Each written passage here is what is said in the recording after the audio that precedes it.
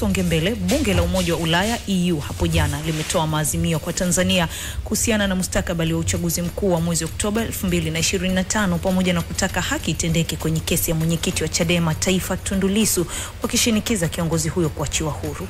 Katika azimio la kesi ya Tundu Lissu, wameeleza mamlaka za Tanzania kusimamia uwazi pamoja na kulinda uhuru wa kisiasa, wakitaka pia Chadema iruhusiwe kushiriki uchaguzi mkuu wa mwezi Oktoba mwaka huu.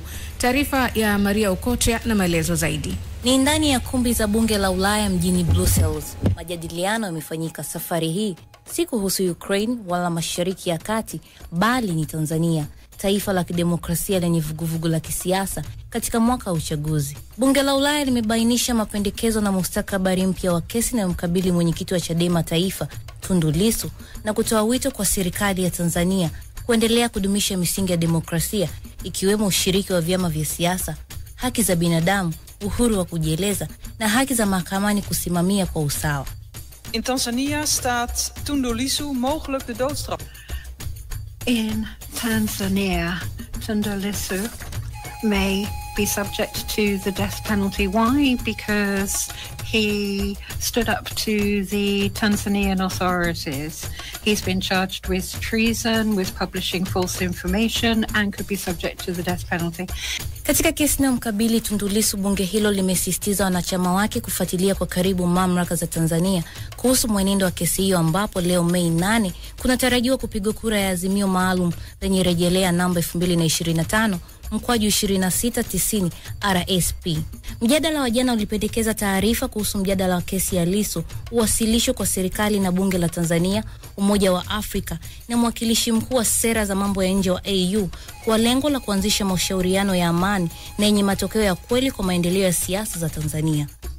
Tundu Lissu is the opposition leader in Tanzania, and he got arrested after having advocated for free and fair elections. And we had high hopes here in the House after Samia Suluhu Hassan has become president of Tanzania, and we hope for reforms in the country. Itakumbukwa kuwa hii si mara ya kwanza kwa bunge la Ulaya kujadili hali ya kisiasa nchini Tanzania.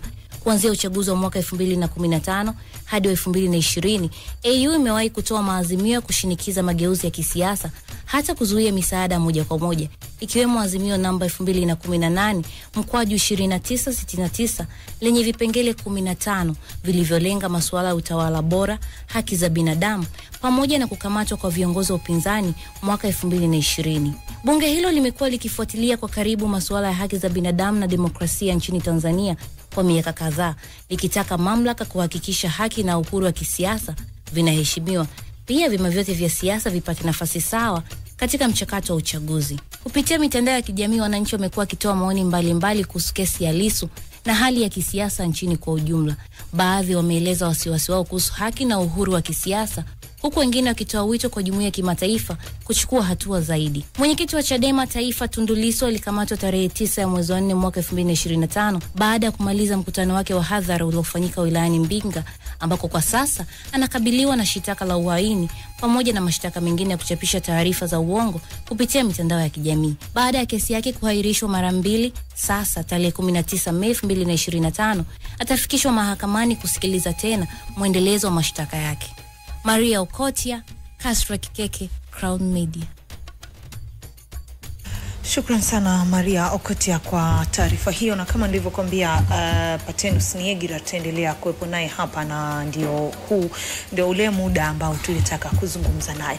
Patenus, nafasi ya taasisi za kimataifa katika bunge la Umoja wa Ulaya katika kushauri Tanzania juu ya mambo yake ni ipi? Na kwa sababu baadhi ya watu wameshangaa kuona uhusika wao namna hii. Tumeshawahi kumsikia hata mama akisema kwamba na wao wana yao na huku sisi tuna yetu. Ni mambo yenye hisia mchanganyiko. Lakini pili, yanagubikwa na historia tulionayo hasa sisi wa Afrika. Yoyote ambaye anasimama katika upande mwingine kutia neno, ni rahisi kuingia katika ule mtego wa kihistoria kwamba wanatuamulia mambo yao, wanafanya hiki, wanafanya kile. Lakini nafasi za, unajua mataifa sio visiwa, mataifa yanaishi kwa kushirikiana. na ndio maana yana taasisi katika mataifa yetu tunazoziita diplomatic missions, na wanahusika katika shughuli mbalimbali. Ukiangalia kwa mfano Jumuiya ya Ulaya kwa kipindi cha miaka 10 iliyopita, kwa kipindi cha miaka 10 imechangia karibia 8.3 trillion pesa za Kitanzania katika miradi mbalimbali. Na hiyo ni pesa ya walipa kodi wa Ulaya. Kwa hiyo kunapokuwa kuna jambo, angalia pesa aina hiyo yote inawekezwa katika miradi na masuala mbalimbali nchini mwako, halafu waone kwamba kunaweza kukatokea kitu kitakachoweza kuashiria uvunjifu wa amani au kundi fulani. Nadhani wanakuwa na nguvu hiyo kwamba hapa tutazungumza kwamba hatuwezi tukawa tunawekeza kiasi kikubwa halafu mazingira yenyewe yako hivi, pesa yetu inaenda kufanya nini? Kwa hiyo nadhani wanakuwa wanazungumza katika kulinda kile walichokiwekeza katika shughuli za maendeleo, na si katika hiki ambacho tunakitafsiri kwa lugha ya haraka hili. Na haya wanayosema inakuwa kwamba ni lazima yatekelezwe na serikali ya Tanzania ama ni ushauri? Hapana, ni ushauri. Yawezekana unajua mpaka wanafikia bungeni, yawezekana kuna njia nyingine ambazo wangeweza kuwa wamezitumia za kidiplomasia katika kushauri, na si kuja moja kwa moja kwa namna ambavyo imeonekana. Hiyo tunaweza tukasema ndo njia ya kistaarabu, lakini tunatofautiana kwa tamaduni, kwa namna ambavyo tunatakiwa kufuatilia mambo. Mimi ndivyo ninavyosema mimi kwamba angalau wangetumia njia zingine kusema, sio? Ndio ni mimi, lakini unakuta wao wanasema hapana, sisi ni wawazi, lazima tuseme, watusikie, tuendelee na maisha yetu. Kwa hiyo nadhani ni nguvu ya aina hiyo. Na unajua unaposhiriki katika kufanya shughuli za maendeleo za taasisi fulani, ndugu yangu, lazima ukubali kwamba kuna mengi tu yatajitokeza kama haya. Na hivyo tuko kati na tutahitaji namna njema tu ya kidiplomasia kufanya mambo yetu na kuhakikisha ambacho kile tunakiona ni ushauri unaofaa utazingatiwa. Ambao haufai kama alivyowahi kusema marehemu Mzee Mkapa, tutauacha kwa sababu tuna namna yetu ya kufanya mambo. Hii si mara ya kwanza kwa Umoja wa Mataifa kuingilia kidogo, Umoja wa Ulaya mpaka sasa kimataifa wa Ulaya kuingilia kwenye mambo kama hivi. Unadhani ni nini hasa ambacho huwa kinawafanya na kuwapelekea kusogelea mambo ya mataifa mengine? Unajua unapokuwa unapata pesa ya walipa kodi fulani, moja kwa moja unajihusisha kuwa na haki ya kuzungumza baadhi ya vitu katika mataifa hayo. Hilo la kwanza. Lakini kuna kanuni ya kiasilia kwamba masuala mapana yanayohusisha haki za binadamu, uhuru wa mwanadamu, ni masuala ambayo hayaangalii mipaka ya nchi yako. Kwa mfano ukisoma hata katika maandiko yetu, Chama cha Mapinduzi, kabla Chama cha Mapinduzi 5, tunasema binadamu wote ni sawa na Afrika ni moja. Kwa ina maana tumejitoa katika kujiangalia sisi wenyewe peke yetu. Na kipindi cha miaka hiyo ya 70, ya miaka ya 80, taifa la Tanzania na lenyewe lilikuwa linasema kwamba fulani umefanya hiki, fulani umefanya hiki. Na iliwahi kujitokeza mpaka baadhi ya barozi hapa zikafungwa kutokana na msimamo wao dhidi ya taifa fulani au watu wa aina fulani. Hasa Mheshimiwa Mwalimu Nyerere aliwahi kufanya na kuzungumza masuala mapana kama hayo. Tumemwona akizungumza kuhusiana na masuala ya Rhodesia kipindi hicho, ambayo ni Zimbabwe, akiwasema hawa wakina Henry Kissinger miaka ya 70 kuhusiana na namna ambavyo walikuwa wanalifanya swala la Afrika Kusini. Kwa hiyo ni mipaka ambayo ni zaidi inapokuja uhai na vitu kama hivi. Baada ya kueleza haya walioeleza, unadhani nini hasa sisi kama nchi tunaweza kufanya? Manake umetuambia vizuri hapa kwamba hii ni misingi ya diplomasia, kuimarisha amani na utulivu, kwa sababu pia katika harakati za kutunza amani Umoja wa Ulaya umekuwa na mchango mkubwa, sio tu kwa Tanzania bali kwa bara zima la Afrika. Ili kulinda haya mahusiano labda ya kidiplomasia, Tanzania inatakiwa kufanya nini? Tanzania irejee katika misingi yake. Misingi iliyonayo, utawala wa sheria, haki sawa kwa wote, kuhakikisha kwamba masuala haya ambayo serikali imeshaanzisha inayaita maridhiano, falsafa za R4, irejee huko kwenye hiyo misingi, tuweze kupata upatanisho, tuweze kusikilizana. Na hili taifa kama ambavyo siku moja niwahi kusema, ni letu. Hakuna mtu ambaye anaongozwa ambaye ni wa kigeni, ni sisi. Kwa hiyo ni mwaliko, nafikiri tuitumie kama sehemu ya kutukumbusha kwamba tulishaanza kujiachia turejee tu kusikilizana sisi kwa sisi. Sio lazima tufuate kile wanachokisema wao, lakini sisi tuendelee kuwa na maelewano na masikilizano mema ndani ya taifa letu na tusonge mbele. Baadhi ya Watanzania wamekuwa na mitazamo tofauti kutokana na kauli hii ambayo imetoka hapo jana.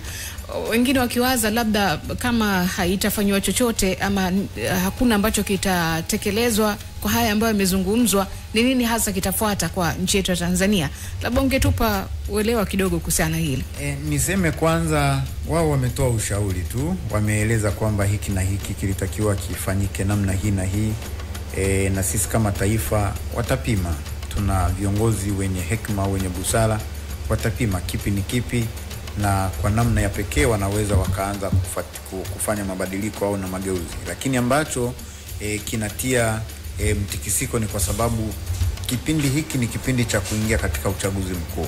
Kauli kama hiyo inaweza ikachukuliwa kwa lugha nyingine zaidi, ikachukuliwa kwa sifa nyingine mbaya, kulingana na kwamba serikali inataka kuingia kwenye uchaguzi, wanazungumza upande wa pili namna hii.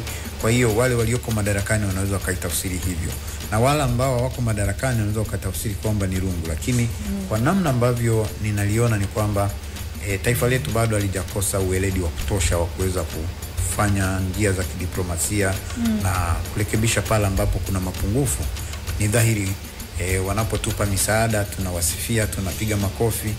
Kwa hiyo hata wanapotuambia kwamba kuna mambo hayako sawa na tunayaona, ni dhahiri kwamba tutayafanyia kazi, na hatuhitaji tu kungaka kwamba sasa udi au nini. Zile lugha za kizamani, zile za kipindi cha ukoloni, kwamba hapa hatuwezi, usifanyie hivi, usiende hivi. Hapana, dunia sasa hivi imebadilika, tunashirikiana, hakuna kisiwa, na hivyo wanapokea kama taifa. Mimi sio msemaji wa nchi, lakini najua wanapokea, wataangalia, watapima na wataendelea. Mahusiano yetu na Jumuiya ya Ulaya hayawezi kuharibika na hayawezi kuvunjika kwa haya ambayo yamejitokeza na kwa kauli yao. Muda unatupa mkono, lakini tuko kwenye mwaka nyeti sana, mwaka wa uchaguzi. Yanapotokea mambo kama haya, inaleta picha gani hasa kwenye taswira ya kidiplomasia? Ni taswira ambayo inachechemea kwamba kuna mambo yanatusibu, na hivyo ni kama wanatupa tahadhari kwamba kwa hili ambalo limejitokeza, basi tuendelee kurejea katika misingi yetu. Kikubwa turejee kwenye misingi yetu. Patenus, asante sana, tunakushukuru sana kwa kuja kuzungumza nasi, na tunakushukuru kwa kukaa muda mrefu na sisi. Crown Media. Hapa ni nyumbani.